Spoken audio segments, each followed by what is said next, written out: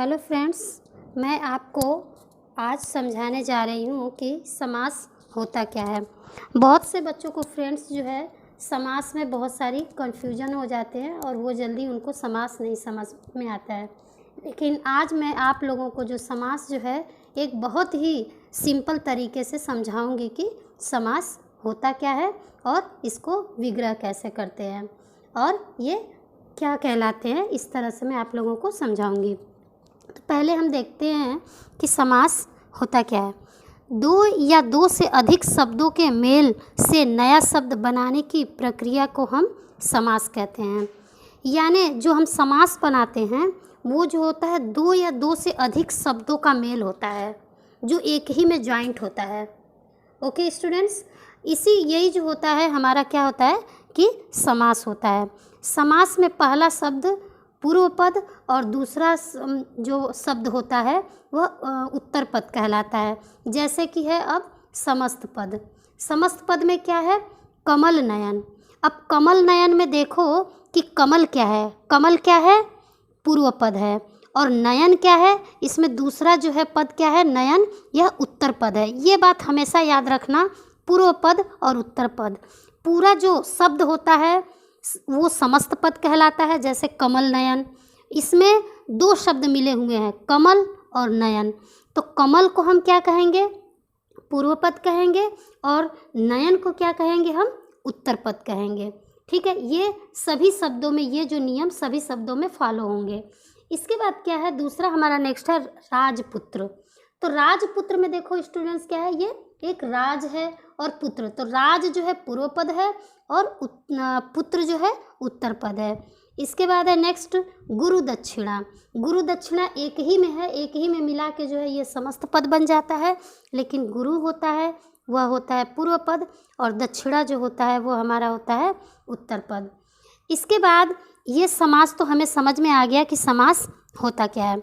लेकिन अब जो है नेक्स्ट हम जानते हैं जैसे कि हमें विग्रह करना पड़ता है। तो विग्रह में हमारे लिए बहुत परेशानी हो जाती है कि हम इसको विग्रह कैसे करें। तो ये हम देखते हैं। समस्त पदों को अलग करके उनके परस्पर संबंध को स्पष्ट करने की प्रक्रिया को हम समास विग्रह कहते हैं। यानी जो हमारा समस्त पद होता है, यानी जो शब्दों का, दो शब्दों को एक साथ जो हम जोड़ते हैं, तो उसको जब हम तोड़कर बिल्कुल अलग अलग करते हैं, उसको दो भागों में जब हम डिवाइड करते हैं तो उसको हम क्या कहते हैं? विग्रह करते हैं। विग्रह का मतलब ही होता है कि तोड़ना, ठीक है, उनको अलग अलग करना। तो इसमें देखिए अब जैसे है हमारा कमल नयन, अब इसको हमको क्या करना है? विग्रह करना है। तो विग्रह कैसे करते हैं कि कमल के समान नयन। अब इसको हमको विग्रह क्या है? कमल नयन। अगर इसके किसी का जैसे कि आँख जो है कमल के समान है, कमल जैसी है, तो हम उसको क्या कहेंगे? कमल नयन, यानी कमल के समान उसकी आँख है। ओके, तो इस तरह से हम इसको विग्रह करते हैं। जैसे राजपुत्र, तो इसको हम राजपुत्र है वो, तो क्या कहेंगे कि यह राजा का पुत्र है, यानी इसको हम राजा का पुत्र कह सकते हैं। इसको हम कुछ और नाम नहीं दे सकते हैं। राजपुत्र का मतलब ही होता है कि वह जो है राजा का पुत्र है। इस तरह से हम उसको अलग कर लेते हैं। इसके बाद है गुरु दक्षिणा। गुरु दक्षिणा क्या होता है? जैसे गुरु को जो हम गुरु से क्या है, हम ज्ञान प्राप्त करते हैं और उसको उसके बदले में जब हम दक्षिणा देते हैं, तो गुरु दक्षिणा मतलब गुरु का दक्षिणा। तो इस तरह से हम इसको विग्रह करते हैं। तो ये हमारा जो होता है समास विग्रह होता है। अब इसके बाद हम देखते हैं कि समास के भेद कितने होते हैं। इसमें बड़ी परेशानी होती है जैसे बच्चों को, स्टूडेंट्स को ये सब जानने के लिए कि कौन सा भेद है भाई, ये स्पष्ट करना उनके लिए बड़ी परेशानी होती है और वो इसको जल्दी नहीं समझ पाते हैं कि इसको हम कैसे करें। तो आज मैं आप लोगों को बहुत ही सिंपल तरीके से आपको आज बताऊंगी कि इसको विग्रह कैसे करते हैं और कैसे जो है हम इसके भेद को कैसे बहुत इजी तरीके से पहचानेंगे, बिल्कुल इजी तरीके से, ठीक है। और इसके लिए आप लोगों को कोई परेशानी नहीं होगी। ऐसा मतलब आप इसको बार बार देखिए और एक बार में जो आप इसको समझ लेंगे तो आपको हमेशा जीवन भर कभी नहीं भूलेंगे। तो फर्स्ट है हमारा समास के भेद। इसमें फर्स्ट जो है हमारा ये समास के भेद पहले तो देखेंगे कि होते कितने हैं। तो समास के भेद हमारे कितने होते हैं? 6 होते हैं पूरे। कितने होते हैं? 6 होते हैं। लेकिन अब देखिए हम पहला देखते हैं कि पहला कौन सा है। पहला हमारा होता है अव्ययी भाव समास। तो अव्ययी भाव समास में ऐसा होता है, देखिए क्या होता है कि जिस समास में पहला पद अव्यय हो तथा उसके योग से समस्त पद भी अव्यय बन जाएं, उसे हम अव्ययी भाव समास कहते हैं। इसमें पूर्व पद प्रधान होता है। अब जैसे मैंने आप लोगों को ऊपर भी बताया कि समस्त पद क्या है, इसमें उदाहरण में भर पेट, ये क्या है, समस्त पद है। और इसमें पूर्व पद कौन सा है, पूर्व क्या है, भर है। इसमें भर जो है पूर्व पद है, तो यह जो है इसमें प्रधान होता है, यानी मुख्य होता है। इसके बिना जो है ये हम मतलब ये, अब देखिए भर पेट है तो इसमें पेट का क्या मतलब है, इसका पेट का जो उत्तर पद है इसका कोई मतलब नहीं निकलेगा। पेट का मतलब इसमें हम इसको विग्रह कर पाना मुश्किल है, लेकिन जब इसके साथ हम भर लगा देते हैं तो इसको हम विग्रह कैसे करते हैं, पेट भर कर, यानी दोनों ही इसमें अव्यय हैं, भर और पेट, ये दोनों ही एक दूसरे के साथ संबंध इनका जुड़ा हुआ है। इस तरह से प्रतिदिन यानी प्रत्येक दिन, दोनों जो है पद क्या है, एक दूसरे पर निर्भर है, और ये जो है क्या है, प्रत्येक दिन हमारा अव्ययी भाव समास है। यथा विधि, विधि के अनुसार, बेरोक टोक, बिना रोक टोक के, तो इस तरह से ये हो गया हमारा अव्ययी भाव समास। नेक्स्ट है हमारा जो वो है तत्पुरुष समास। तत्पुरुष समास में उत्तर पद पूर्व पद गौण हो जैसे होता है। तत्पुरुष समास में क्या होता है, उत्तर पद प्रधान तथा पूर्व पद गौण होता है। तो इसमें जो होता है समस्त पद का प्रथम पद संज्ञा अथवा सर्वनाम होता है। समस्त पद का प्रथम पद, अब इसमें जो समस्त पद होता है, यानी जो पूरा एक शब्द होता है समस्त पद, जो मैंने आप लोगों को ऊपर बताया था, उसमें प्रथम पद जो होता है वो संज्ञा होगा या तो फिर सर्वनाम होगा। ये आपको मतलब इसकी परिभाषा, आपको डेफिनेशन समझनी होगी, एक बार ध्यान से सुनिए इसे। अब तत्पुरुष समास में हम क्या करते हैं, बड़ी एक परेशानी हो जाती है तत्पुरुष समास के लिए हमारे लिए, कि जो है इसमें जो है हमारे 6 टाइप्स के हो जाते हैं। इसको हमें 6 भागों में डिवाइड करते हैं। पहला होता है कर्म तत्पुरुष, दूसरा है करण तत्पुरुष, तीसरा है संप्रदान तत्पुरुष, और चौथा है अपादान तत्पुरुष, और पांचवा है संबंध तत्पुरुष, और छठवां है हमारा अधिकरण तत्पुरुष। तो जो तत्पुरुष में हम जो कारक, आपको पहले ही पढ़ाया होगा कि कारक क्या होता है, तत्पुरुष समास में कारक क्या होता है। तो कारक में एक होता है जैसे कि ट्रिक होती है कि कर्ता ने कर्म को करण से, संप्रदान के लिए अपादान से अलग, संबंध का के की, अधिकरण में पर, ऐसा होता है कारक। ये हमारा तत्पुरुष के लिए ये हमारा कारक होता है। तो हमें क्या करना है, इन सारे को हमको एक साथ याद कर लेना है। याद करने पर ही हम तत्पुरुष समास को बहुत आसानी से, इजी तरीके से हम समझ सकते हैं। अब इसमें क्या करना है, फर्स्ट जो है हमें कर्ता ने, इसको जो है हमको क्रॉस कर देना है, इसको हमें कुछ नहीं करना है, इसको हमको याद ही नहीं करना है।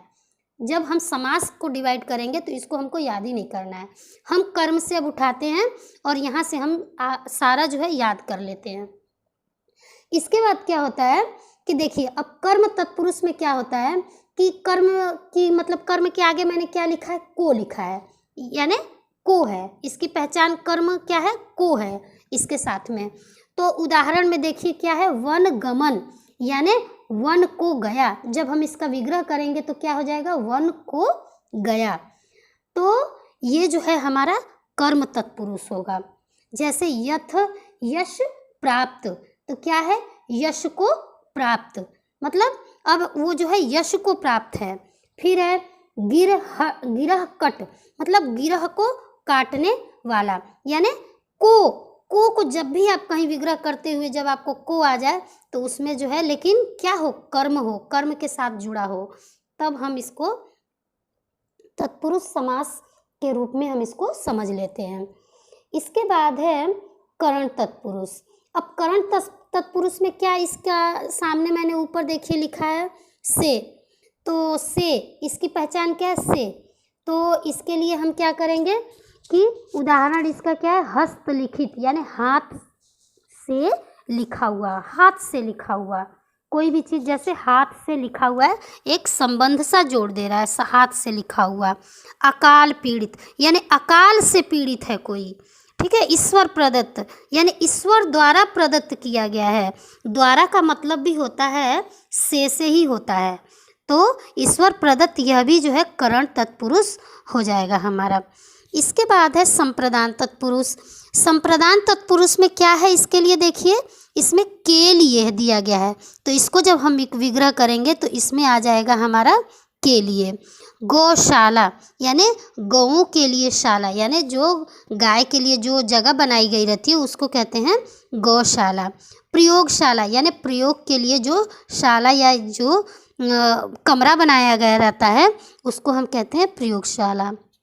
राह खर्च मतलब राह के लिए खर्च, जैसे हमको रास्ते के लिए कोई हमें कुछ पैसे मिल जाते हैं तो हम उसको क्या करते हैं कि इसको इस पैसे को हमें रास्ते में खर्च करना है, तो वो हो गया राह खर्च। सत्याग्रह यानी सत्य के लिए आग्रह, सत्य के लिए कोई आंदोलन करना, वो हो जाता है सत्य के लिए आग्रह। यानी जब के लिए जब आ जाए विग्रह करते समय तो हम बहुत आसानी से समझ लेंगे कि ये संप्रदान तत्पुरुष है। नेक्स्ट है हमारा अपादान तत्पुरुष। इसमें जो है होता है समस्त पद बनाते समय जब अपादान की विभक्ति से, मतलब से का मतलब होता है अलग होने का, मतलब अलग होने से होता है, का लोप हो जाता है, तो वह जो होता है अपादान तत्पुरुष कहलाता है। इसमें से आता है, देखिए अपादान तत्पुरुष जब हम इसका कारक चिन्ह देखेंगे अपादान में तो वहाँ पर से अलग मतलब दिखाया गया है। देखिए इसमें से अलग है, तो से अलग जब हम कारक चिन्ह इसमें दिया गया है तो उसी से इसमें देखेंगे पहचान जाएंगे कि अपादान तत्पुरुष ये कैसे है। तो देखिए भय मुक्त, भय से मुक्त, यानी इसमें हर दम जो है कोई भी शब्द जो है ऐसा है कि विग्रह करने पर दोनों शब्द जो है अलग अलग हो जाएंगे। जैसे भय से मुक्त, यानी जो भय से वो क्या है मुक्त हो गया है, अलग है, अन्य अलग करने की बात की गई है। धर्म भ्रष्ट यानी धर्म से क्या हो गया है, भ्रष्ट हो गया है वो। जैसे ऋण मुक्त, ऋण से मुक्त हो गया है।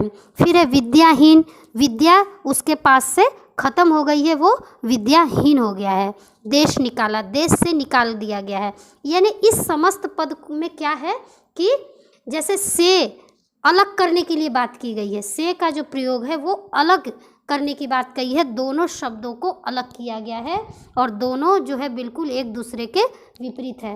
भय से मुक्त हो गया, अलग हो गया, धर्म से भ्रष्ट हो गया, ऋण से मुक्त हो गया, और विद्या जो है उसके पास से चली गई तो वो भी अलग हो गया, और देश से निकाल दिया गया तो वो भी अलग हो गया। नेक्स्ट है हमारा संबंध तत्पुरुष।